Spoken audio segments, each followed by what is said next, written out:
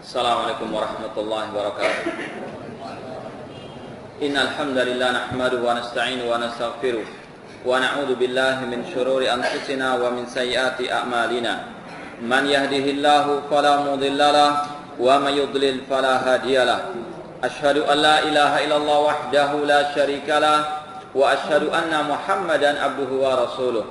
Ya ayyuhalladzina amanu taqullaha haqqa tuqatih wa la tamutunna illa wa antum muslimun. Ya ayyuhan nasu taqu rabbakum alladzi khalaqakum min nafsin wahidah wa khalaqa minha zawjaha wa batha minhuma rijalan katsiran wa nisaa'a wattaqullaha alladzi tasaaluna bihi wal arham innallaha kana 'alaikum raqiba. Ya ayyuhalladzina amanu taqullaha wa qulu qawlan sadida yuslih lakum a'malakum wa yaghfir lakum dhunubakum wa man yuti'illaha wa rasulahu faqad faza fawzan 'azima. Amma ba'd, fa in asdaqal hadithi kitabullah wa khairal hadi hadi Muhammadin sallallahu alaihi wasallam wa syarrul umuri muhdatsatuha wa kullu muhdatsatin bid'ah wa kullu bid'atin dhalalah wa kullu dhalalatin finnar. Ikhwani fillah rahmani wa rahimakumullah, kita teruskan kembali kajian kita tentang ringkasan akidah Al-Imam Asy-Syafi'i rahimallahu ta'ala. Kita masih dalam pembahasan tentang keutamaan Nabi kita Muhammad sallallahu alaihi wasallam. Disebutkan pada waktu yang lalu di sini, wa qad dhahara min kalamil Imam Asy-Syafi'i tafdiluhu li nabiyyina Muhammadin sallallahu alaihi wasallam ala jami'il khalaiq. Telah nampak dari ucapan Imam Syafi'i rahimahullah bahwasanya beliau mengutamakan Nabi kita Muhammad SAW di atas semua makhluk Allah Subhanahu wa taala.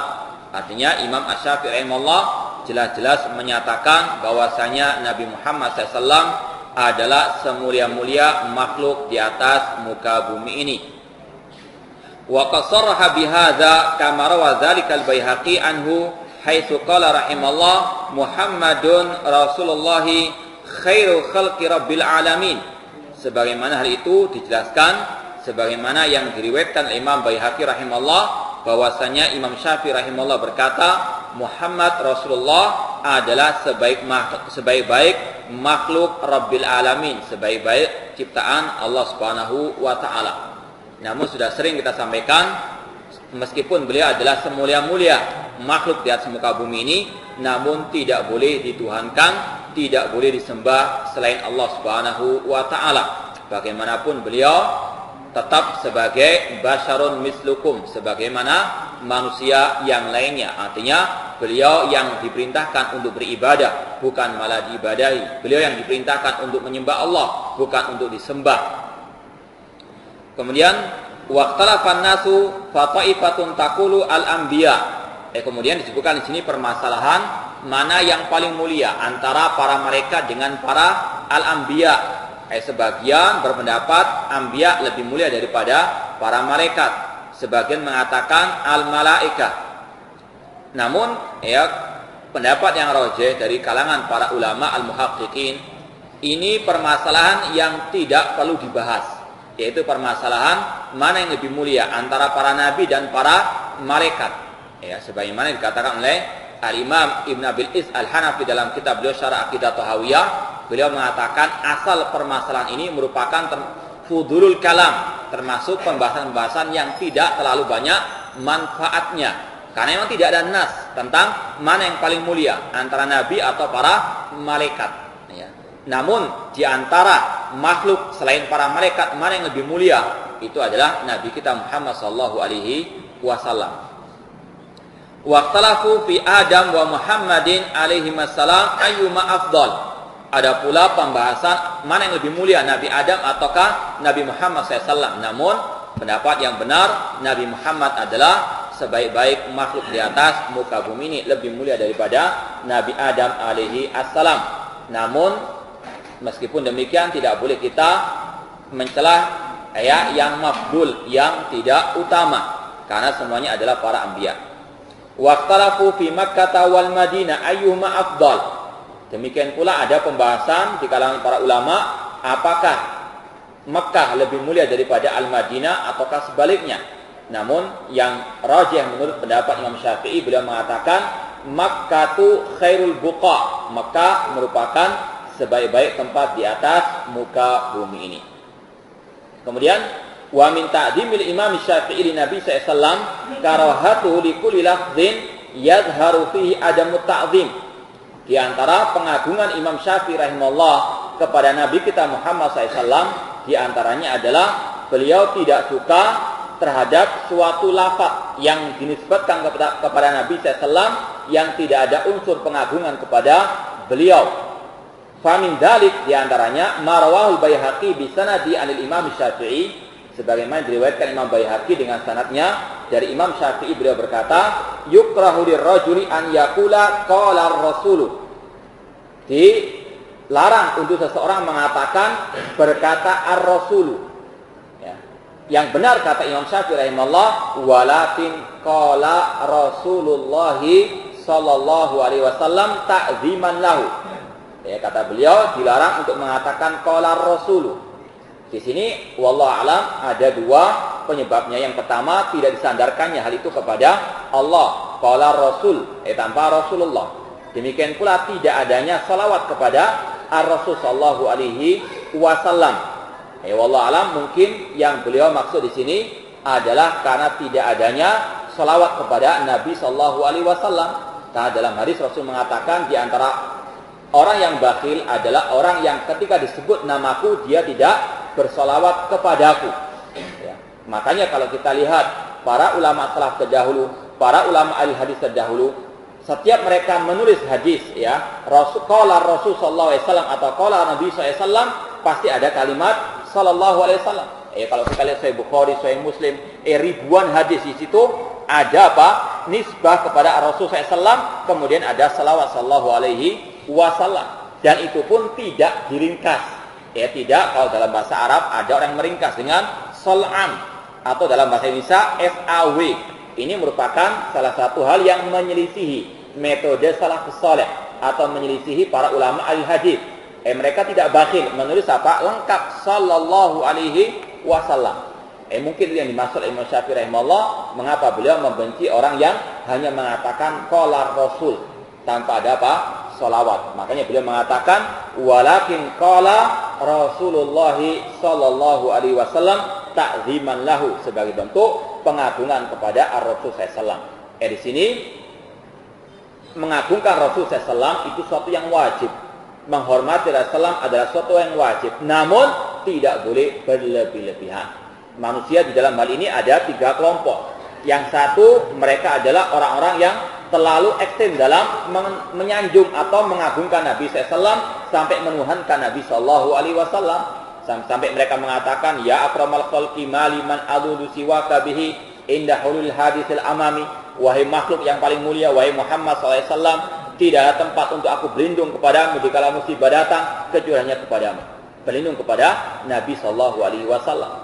Wa min judika dunya wa darrataha, di antara kedermawanan wahai Nabi Muhammad adanya dunia dan seisinya. Wa min ilmika wa min ulumika ilmul lahi wal qalam, dan di antara ilmu wahai Nabi Muhammad ilmu lauh, ilmu di dalam lauhul mahfuz, dan ilmu takdir Allah Subhanahu wa taala, ilmu ghaib. Ini adalah berlebihan dalam menyanjung Nabi SAW sampai-sampai mensejajarkan Nabi Muhammad SAW dengan Allah Subhanahu wa taala.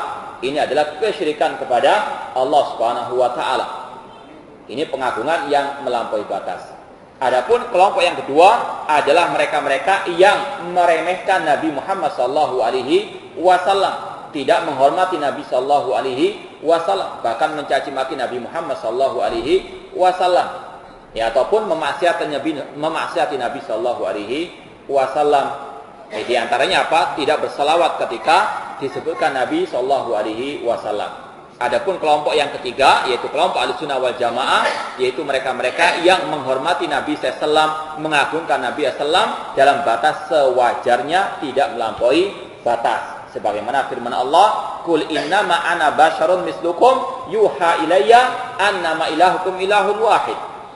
Katakanlah, sesungguhnya aku, kata Nabi Muhammad SAW, hanyalah manusia biasa sebagaimana kalian. Artinya tidak boleh dituhankan, tidak boleh diminta-mintai selain Allah Subhanahu wa taala. tidak boleh disembah selain Allah Subhanahu wa taala. Meskipun demikian, beliau adalah utusan Allah yang diberi wahyu oleh Allah Subhanahu wa taala, yang wajib untuk kita hormati, yang wajib untuk kita mentaatinya. Harus selalu apa? Pertengahan, wasat, pertengahan dalam segala permasalahan, namun pertengahan sesuai dengan dalil, sesuai dengan ajaran Ar-Rasul sallallahu alaihi wasallam. Wa min ta'zimi sallallahu alaihi wasallam wasfahu bi martabatir risalah. Demikian pula di antara pengagungan Imam Syafi'i kepada Nabi kita Muhammad SAW, yaitu beliau mensifati Nabi SAW dengan ar-risalah, kerasulan. Wa qarrawal Baihaqi anil Muzani qala ma ra'aitu minal ulama man yujibu li Nabi SAW fi kutubihi ma yujibu Syafi'i li husni dzikrihi Rasulullah sallallahu alaihi wasallam. Kata Imam Baihaqi rahimahullah, diriwayatkan dari murid Imam Syafi'i yang bernama Imam Al-Muzani. Imam Al-Muzani merupakan murid seniornya Imam Syafi'i. Beliau Imam Muzani mengatakan, tidak pernah aku melihat seorang ulama yang lebih mewajibkan terhadap Nabi SAW di dalam kitab-kitabnya sebagaimana yang dilakukan oleh Imam Asy-Syafi'i rahimahullahu taala, yaitu bahwasanya beliau selalu menyebutkan qala Rasulullah sallallahu alaihi wasallam, lengkap Rasulullah, bukan hanya ar-Rasul sallallahu alaihi wasallam. Meskipun wallahu alam para ulama mereka juga memakai qala Rasul sallallahu alaihi wasallam, yang penting di situ ada selawat. Cuma Imam Syafi'i beliau melazimkan kepada diri beliau untuk apa? Mencantumkan langsung Rasulullah, langsung dinisbatkan kepada Allah Subhanahu wa taala. Kata Imam Muzani, tidak pernah aku melihat di dalam kitab-kitab para ulama sebagaimana yang ada dalam kitab-kitab Imam Syafi'i yang selalu disebutkan qala Rasulullah sallallahu alaihi wasallam, artinya ada Rasulullah disandarkan kepada Allah Subhanahu wa taala. Wa rahmatullahi alaihi wa radhiyanu, semoga Allah merahmati Imam Syafi'i dan meridhai beliau. Ini kata Imam Al-Muzani, murid senior daripada Imam Asy-Syafi'i rahimahullah ta'ala. Kemudian wa anil ayatil lati utiha an-nabi sallallahu alaihi wasallam. Kemudian yang berkaitan dengan mukjizat yang diberikan kepada Nabi kita Muhammad sallallahu alaihi wasallam. Yaqulul Imam Syafi'i rahimahullah, berkata Imam Syafi'i rahimahullah tentang mukjizat yang Allah berikan kepada Nabi kita Muhammad sallallahu alaihi wasallam. Beliau mengatakan, ma'atallahu nabiyyan qattu syai'an illa wa qad a'ta Muhammadan sallallahu alaihi wasallam aktsara. Tidak pernah Allah memberikan kepada seorang nabi pun sesuatu kecuali juga diberikan kepada nabi kita Muhammad SAW bahkan lebih banyak daripada yang lainnya. Karena apa? Beliau adalah sayyidu waladi Adam. Beliau adalah manusia yang termulia di atas muka bumi ini. Bahkan Allah mengatakan apa? Inna a'tainakal kautsar. Sesungguhnya aku telah berimu wahai Muhammad al-kautsar, kebaikan yang sangat banyak. Di antaranya di dunia Nabi Muhammad SAW dijadikan lebih istimewa dibandingkan nabi-nabi sebelumnya. Nabi sebelumnya diutus kepada kaumnya secara khusus, nabi kita kepada seluruh umat manusia, bahkan kepada jin sampai hari kiamat kelak. Ini keistimewaan Nabi SAW di dunia. Di antaranya itu.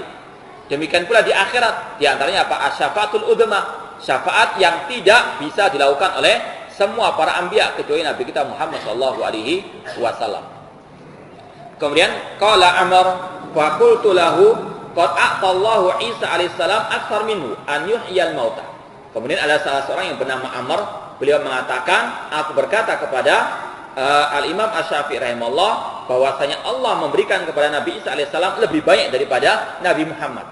Ada seorang yang mengatakan kepada Imam Syafi'i bahwasanya Allah lebih banyak memberikan kepada Isa daripada kepada Nabi kita Muhammad SAW. Di antaranya Nabi Isa diberi mukjizat untuk bisa menghidupkan orang yang telah mati.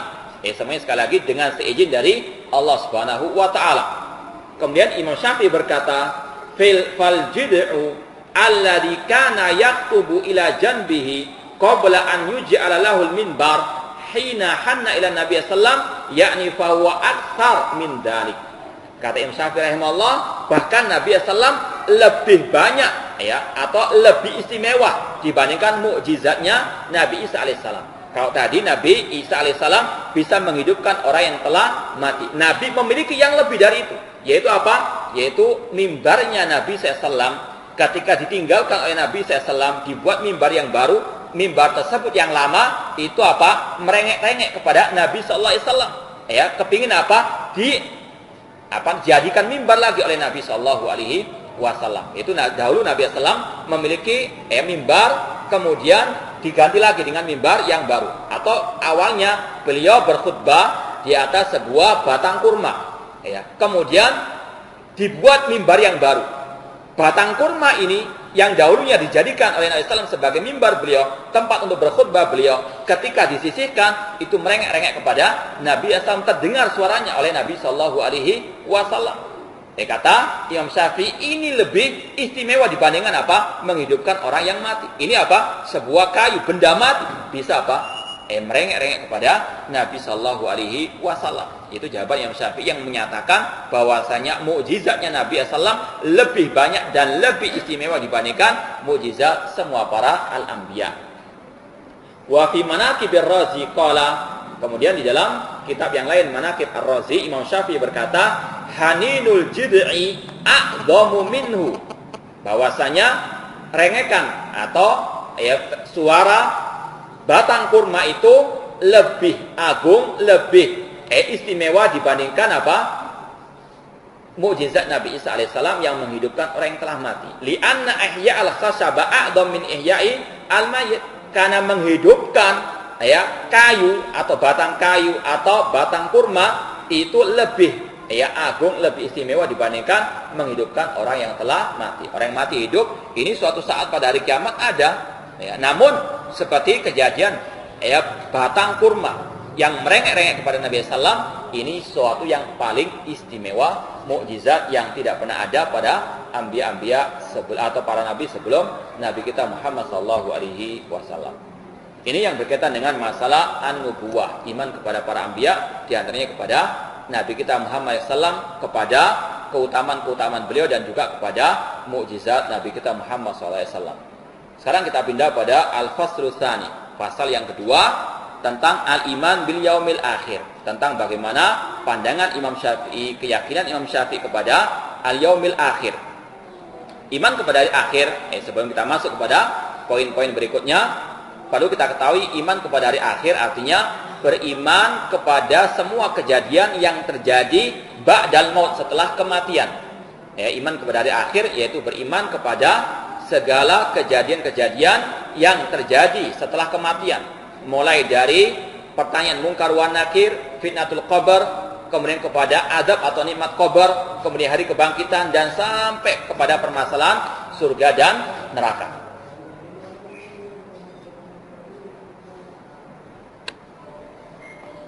Intinya bahwasanya iman kepada hari akhir ini permasalahan yang wajib untuk kita imani, yang merupakan rukun iman, yang berarti beriman kepada semua kejadian setelah kematian, mulai dari setelah tadi soal pertanyaan mungkar wa nakir sampai adanya surga dan neraka.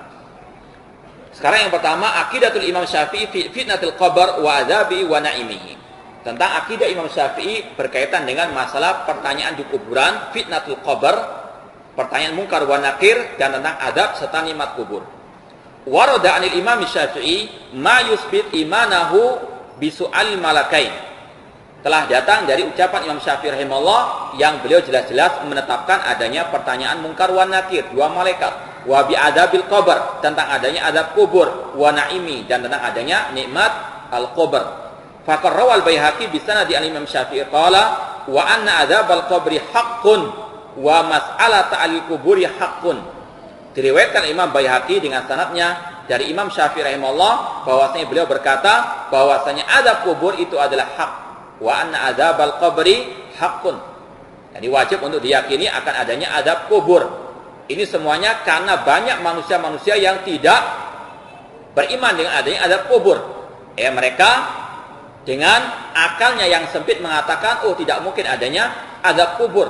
Mereka berdasarkan di antara berdalil dengan kenyataan yang ada, kata mereka bahwasanya kalau mereka gali kuburannya orang kafir misalnya atau pelaku maksiat, tidak ada istilah kubur disempitkan, tidak ada api yang ditampakkan pada pagi dan petang hari. Itu menentang nas Al-Quran dengan akal yang sempit. Sudah kita sering sampaikan, tidak semua hal bisa kita akali. Tidak semua hal bisa apa? Kita andalkan akal sebagai patokan kita. Kita tanya kepada mereka yang menuhankan akalnya. Anda yakin tidak kalau Anda punya ruh? Sekarang bagaimana ruh tersebut yang ada dalam diri Anda? Kalau tidak bisa Anda lihat, berarti Anda tidak punya apa? Tidak punya ruh. Intinya apa? Tidak semua apa? Bisa dijadikan akal sebagai mizan, sebagai timbangan, sebagai tolak ukur. Apalagi yang berkaitan dengan masalah gaib. Alam kubur, yaitu adalah alam barzakh, alam gaib, alam yang di luar alam dunia, tidak bisa dikiaskan dengan alam apa? Alam dunia ini. Dan jelas-jelas dalam Al-Quran, dalam hadis Rasulullah SAW, Allah menetapkan adanya azab kubur, wajib untuk kita meyakininya. Allah berfirman dalam ayat Al-Quran, "An-naru yu'raduna 'alaiha ghuduwan wa 'ashiyya, wa yauma taqumu as-saatu adkhilu 'ala fir'auna asyaddal azab."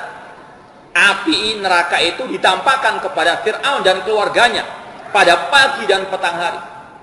Kemudian pada hari kiamat, ketika hari dibangkitkannya manusia, maka Allah mengatakan kepada para malaikat, adkhilu ala fir'aun asyaddal azab, masukkan Fir'aun dan keluarganya dan orang-orang yang mengikutinya ke dalam azab yang pedih, yaitu azab api neraka.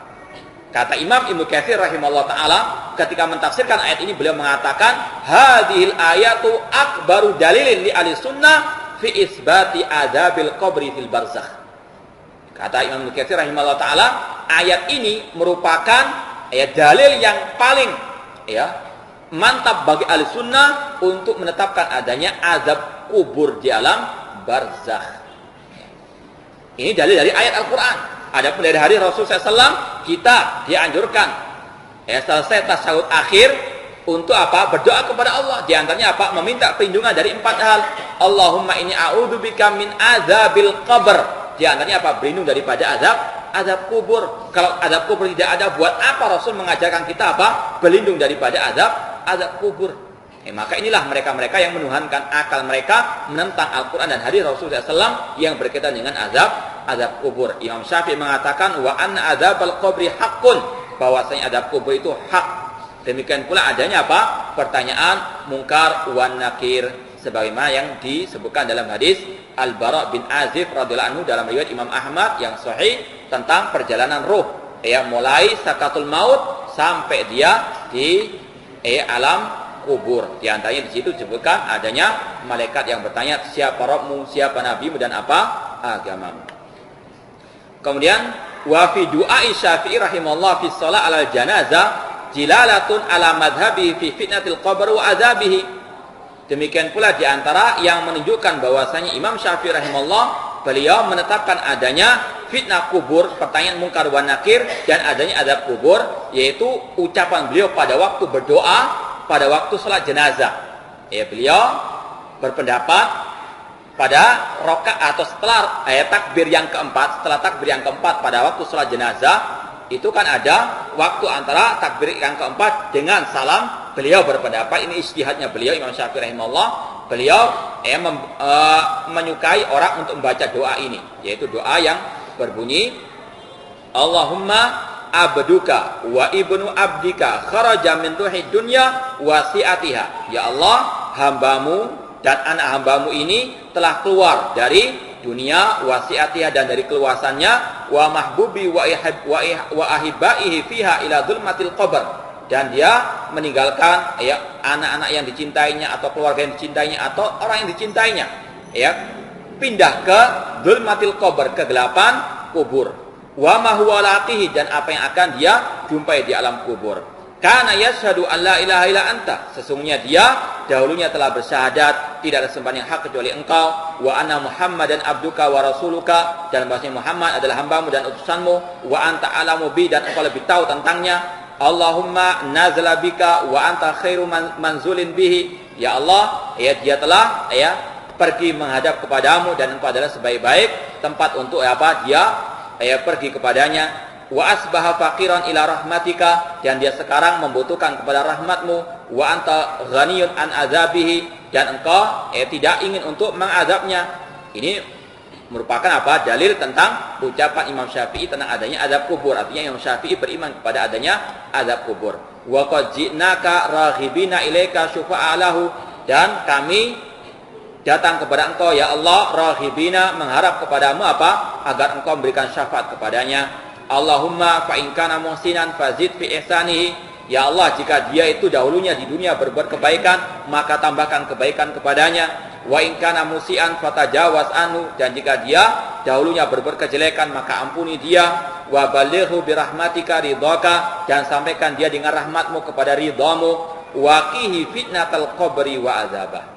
Ini intinya juga beliau mengatakan, ya Allah, jauhkanlah dia, selamatkan dia dari fitnah qabr dan dari azab qabr, dari azab kubur. Ini ucapan Imam Syafi'i yang menunjukkan beliau beriman tentang adanya fitnah kubur, yaitu pertanyaan mungkar wa nakir, dan adanya azab kubur. Wasih lahu fi qabri, dan lapangkanlah kuburnya. Wajafil ardo an jambai, dan lapangkan bumi ini dari kedua lambungnya atau dari kedua samping tubuhnya.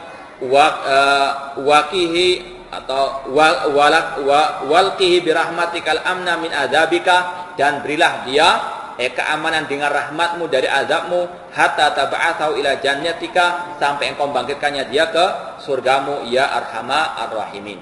Ini doa yang beliau Imam Syafi'i rahimahullah menganjurkan untuk seorang yang sholat jenazah setelah selesai takbir yang keempat untuk membaca doa ini. Cuma kita katakan ini adalah ijtihadnya Imam Syafi'i rahimahullah yang tidak ada sandaran daripada hadis Rasulullah sallallahu alaihi wasallam. Wallahu taala alam.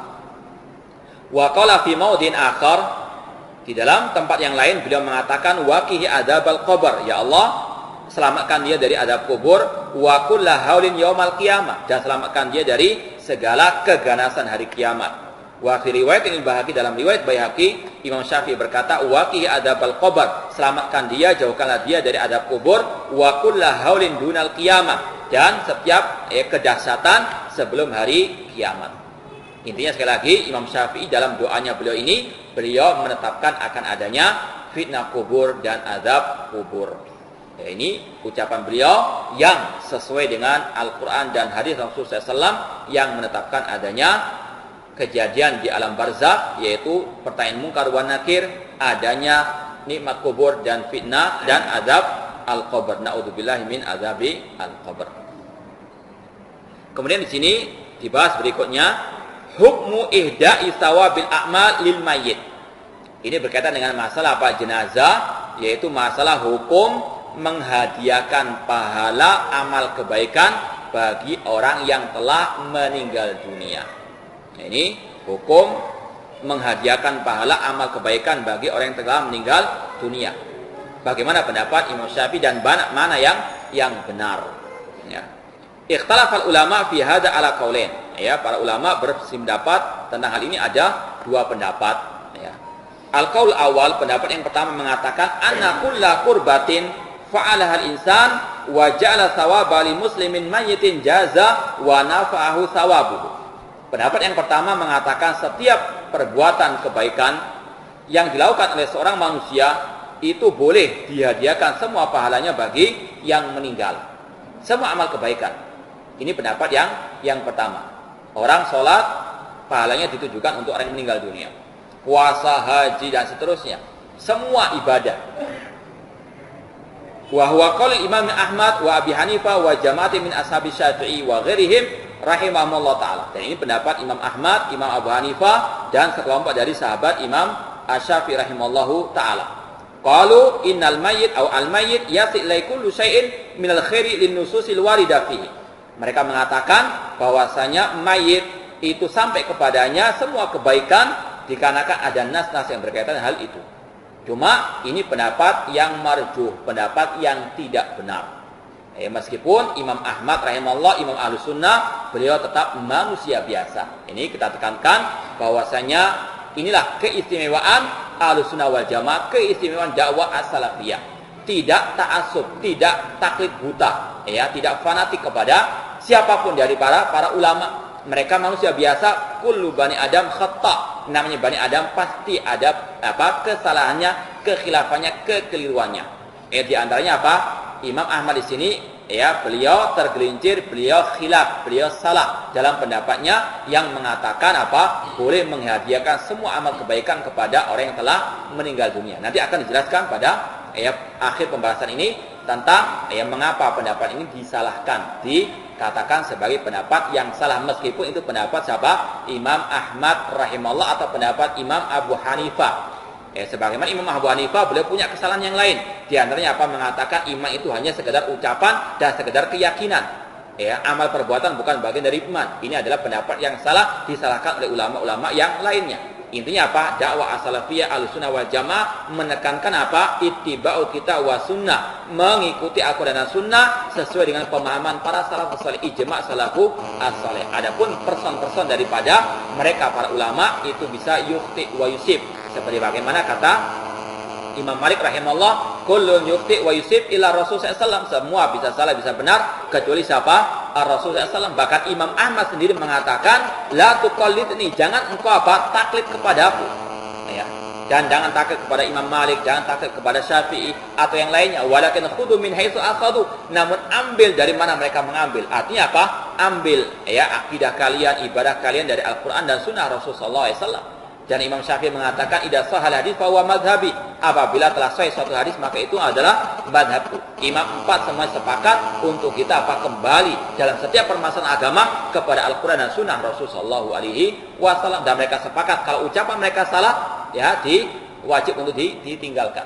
Di antara di sini apa? Ucapan Imam Ahmad di sini, beliau tergelincir, beliau salah, namun beliau tetap sebagai ulama Ahlussunnah wal Jamaah, dan kita tidak dibolehkan apa? Mengikuti kesalahan beliau. Kemudian al-qaulus tsani, pendapat yang kedua mengatakan annahu la yasilu lil mayyit illa ma nasad dalil ala masyru'iyati ihda'i lil mayyit. Pendapat yang kedua, dan ini yang hak, bahwasanya tidak akan sampai pahala apapun dari amal kebaikan kepada mayit kecuali yang ada dalil yang khusus tentangnya. Kalau tadi apa? Semua kebaikan bisa dihadiahkan pahalanya. Ini pendapat yang salah, terlalu ekstrim. Yang kedua ini pendapat yang benar, yaitu pendapat yang mengatakan apa? Yang ada dalilnya saja yang boleh dihadiahkan pahalanya. Sebetulnya kata ulama ada 3 pendapat tentang hal ini.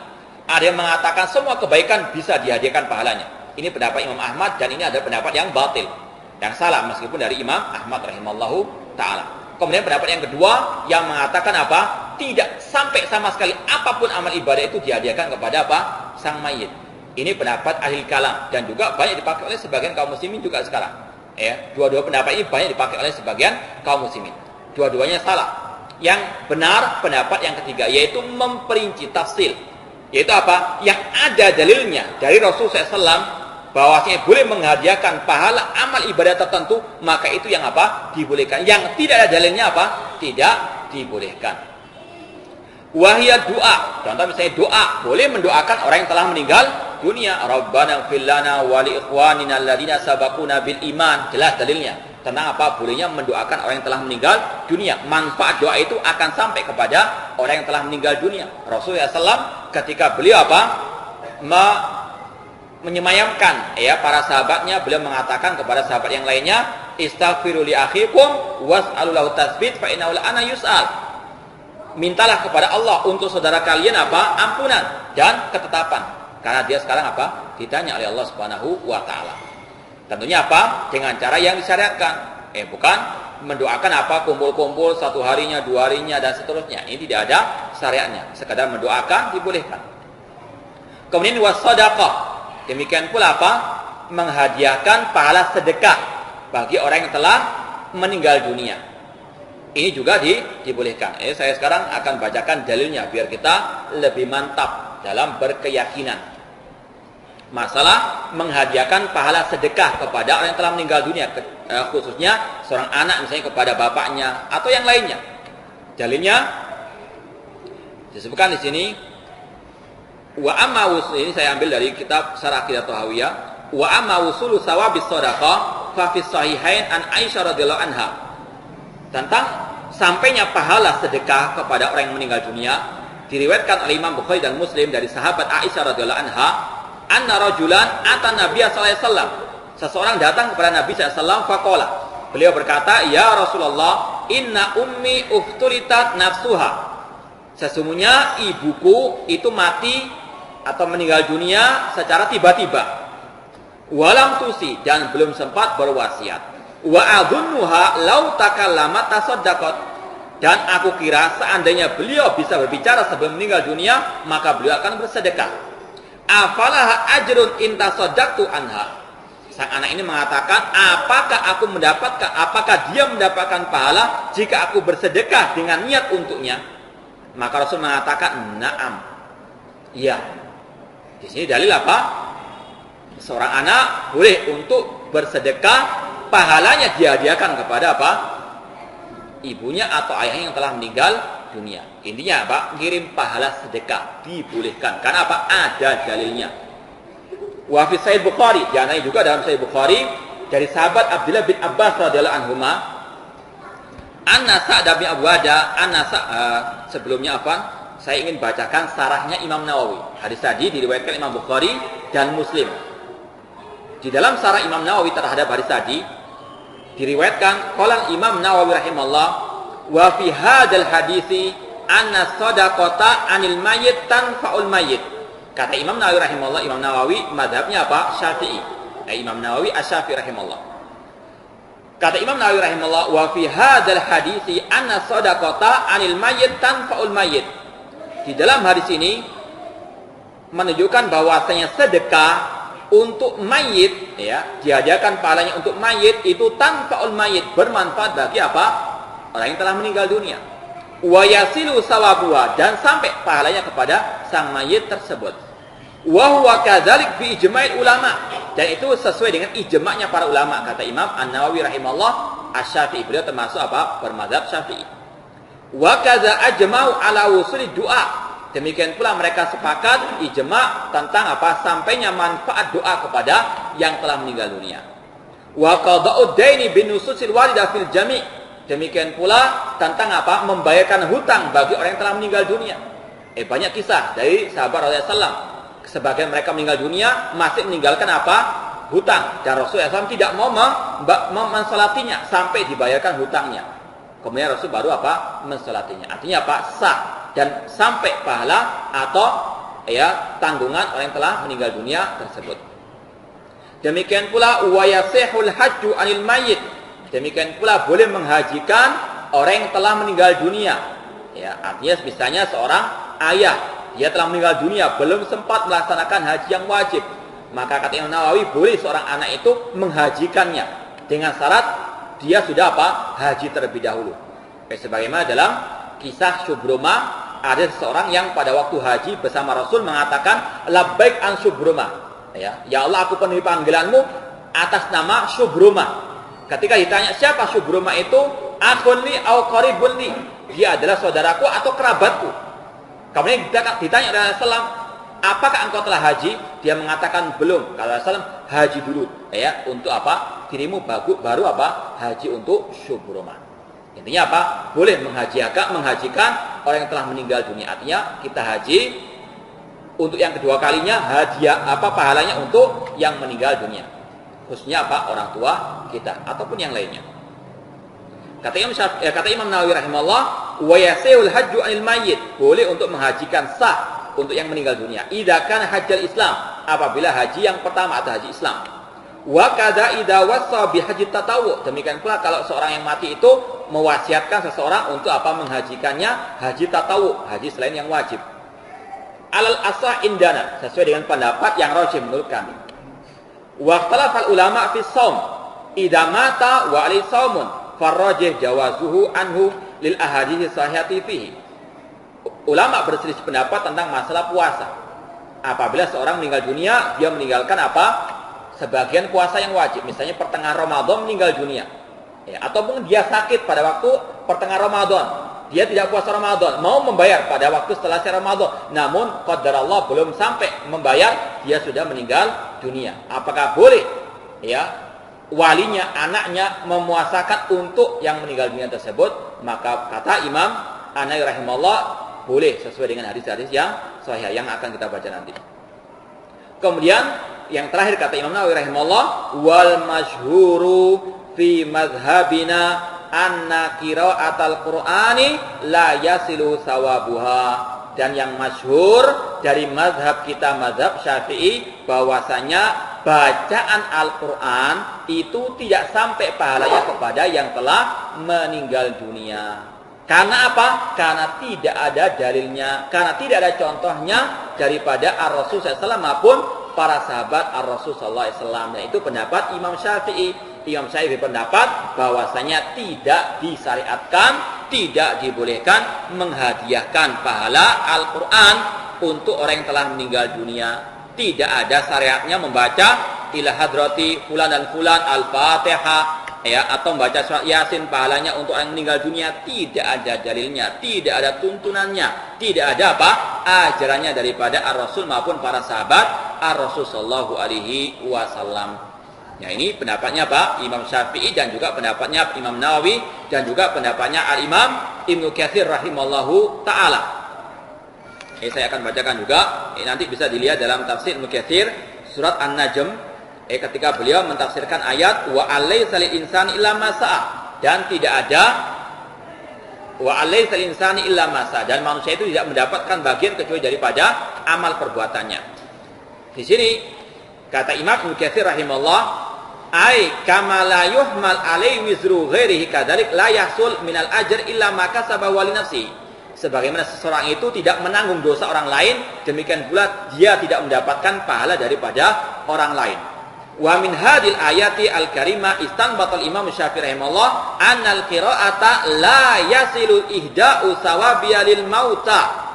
Kata Imam Ibnu Katsir rahimahullah, dari ayat inilah Imam Syafi'i beristimbat, berpendapat, berdalil bahwasanya bacaan Al-Quran itu tidak sampai pahalanya kepada orang yang telah meninggal dunia. Li'annahu laysa min amalin wala kasbihim, karena itu bukan amal perbuatan mereka, maka tidak sampai. Walihada lam yandub ilaihi Rasul sallallahu ummatahu. Oleh karena itulah Rasul SAW tidak pernah menganjurkan umatnya untuk menghadiahkan pahala Al-Fatihah atau Yasin atau Al-Baqarah atau yang lainnya kepada orang yang telah meninggal dunia, atau mengkhatamkan Al-Quran untuk kirimkan pahalanya kepada yang meninggal dunia. Tidak pernah diajarkan oleh Rasul SAW. Wala hassahum alaih, beliau tidak pernah menganjurkannya. Wala arsyadahum ilai binasin wala ima'in, tidak pernah juga ditunjukkan oleh Rasul SAW, baik secara jelas maupun secara isyarat, tidak pernah. Walam yunqal dzalik an ahli minas sahabah, juga tidak pernah diriwayatkan dari para sahabat Rasul sallallahu. Walau kana khairan la sabaquna ilaih. Kata Imam Ibnu Katsir rahimahullah, seandainya itu baik, maka mereka dahulu para sahabat yang akan melaksanakannya. Seandainya menghadiahkan Al-Fatihah kepada Rasul sallallahu itu baik, para sahabat yang lebih dahulu, karena mereka yang paling cinta kepada Rasulullah SAW, mereka yang paling mengagungkan Rasulullah SAW. Tidak pernah sahabat mengatakan ila hadratil Mustafa SAW Al-Fatihah, sedikit-sedikit Al-Fatihah, sekalian saja Al-Baqarah. Bahkan di sini disebutkan oleh Imam Ibnu Katsir rahimahullah, wa babul qurbat yuktasar fi ala nusus. Masalah ibadah itu harus sesuai dengan apa nas. Makanya kita katakan boleh menghadiahkan pahala haji atau nanti umrah, sedekah. Kenapa? Ada dalilnya. Yang tidak ada dalilnya tidak boleh. Maka pendapat yang pertama salah. Kenapa? Terlalu melebarkan masalah ibadah yang tidak ada dalilnya. Yang pendapat yang kedua ini yang benar, yaitu pendapat yang mengatakan boleh menghadiahkan pahala ibadah kalau memang ada apa? Ajarannya, ada dalilnya. Seperti haji tadi ada dalilnya. Ada masalah sedekah ada dalilnya. Namun yang masalah bacaan Al-Fatihah atau yang lainnya tidak ada. Wala yutasarrafu fihi bi anwa'il aqisa wal ara. Masalah ibadah tidak boleh dikiaskan. Kalau masalah haji dibolehkan, kenapa bacaan Al-Quran tidak dibolehkan? Kita katakan apa? Karena tidak ada dalilnya. Seperti bagaimana? Masalah azan. Azan untuk salat 5 waktu ada. Namun mengapa salat Idul Adha, salat Idul Fitri enggak ada azannya? Kenapa enggak dikiaskan sekalian saja? Kalau masalah boleh mengkias dalam ibadah. Makanya ulama mengatakan tidaklah kias dalam ibadah. Ibadah itu sudah paten, dalilnya sudah dijelaskan oleh Rasulullah SAW, tidak boleh dikias-kiaskan. Kalau mengkiaskan ibadah rusak semuanya. Salat apa? Salat zuhur dikiaskan dengan salat subuh 2 rakaat jadinya. Artinya dikiaskan semuanya. Maka ini adalah salah satu pintu untuk apa? Membuka segala bentuk kebid'ahan penyimpangan dalam agama Allah Subhanahu wa taala. Kemudian saya bacakan lagi dalil tentang masalah pahala sedekah yang bisa dikirimkan kepada mayit, yaitu dari sahabat Abdullah bin Abbas radhiyallahu anhu bahwasanya Sa'ad bin Ubadah pernah suatu saat ibunya meninggal dunia, sedangkan beliau Sa'ad bin Ubadah ini tidak ada. Ya. Fa'atan Nabi sallam. Setelah itu beliau datang kepada Nabi sallam. Faqala ya Rasulullah, inna ummi tufiyat. Sesungguhnya ibuku telah meninggal dunia. Wa ana ghaibun anha, sedangkan aku tidak ada di hadapan beliau. Fahal yanfa'uha in tasaddaqtu anha? Apakah bermanfaat bagi ibuku jika aku bersedekah untuknya? Maka beliau mengatakan na'am. Boleh. Ya, ia akan sampai kepada beliau. Qala fa inni ushiduka ala anna haytayil miqrab shadaqatun anha. Maka Ubadah bin Samit atau Sa'ad bin Ubadah mengatakan, maka saksikanlah ya Rasulullah SAW, aku mengsedekahkan ya kebunku untuk ibuku. Masalah sedekah. Masalah puasa, Rasul bersabda dalam hadis riwayat Bukhari dan Muslim, man mata wa alaihi siyamun shama anhu walihu. Barang siapa meninggal dunia, maka walinya memuasakannya. Artinya berpuasa untuk dikirimkan pahalanya untuk meninggal dunia tersebut. Adapun masalah pahala haji yang bisa dikirimkan dalam Sahih Bukhari dari sahabat Abdullah bin Abbas radhiyallahu anhu, anna imra'atan min Juhainata ja'at ila Nabi sallallahu alaihi wasallam. Seseorang wanita dari Juhaina datang kepada Nabi SAW. Faqalat, wanita itu berkata, inna ummi nazarat an tahujjah. Ibuku telah bernazar untuk berhaji. Falam tahujjah hatta matat. Namun beliau belum sempat berhaji sampai meninggal dunia. Afa ahujju anha? Apakah boleh aku menghajikannya?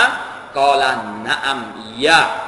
Hujji anha, berhajilah untuknya, atau mewakilinya. Ara'aiti law kana ala ummiki dainun akunti qadiyatahu. Sebagaimana apabila ibumu punya hutang, apakah engkau akan membayarkannya? Dia mengatakan, kemudian Rasul mengatakan uqdullah.